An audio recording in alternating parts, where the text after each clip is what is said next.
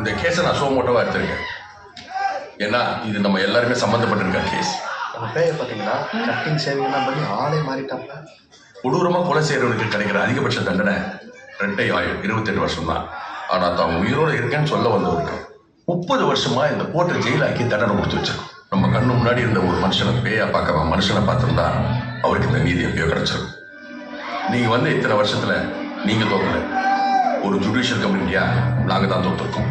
அதை திருத்திக்கிறதுக்கு எங்களுக்கு ஒரு வாய்ப்பு. இனிமேல் நீங்கள் பேய் இல்லை. இவர் பேர் சண்முகம். Sorry mister Shanmugam.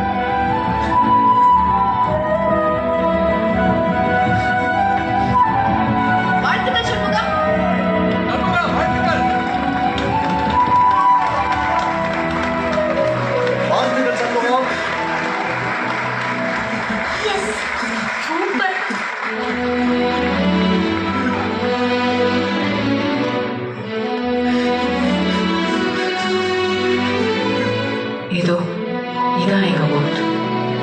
அவரோட கண்ணை பாருங்க. தனக்கு நீதி கிடைச்சிருச்சுன்ற நிம்மதி,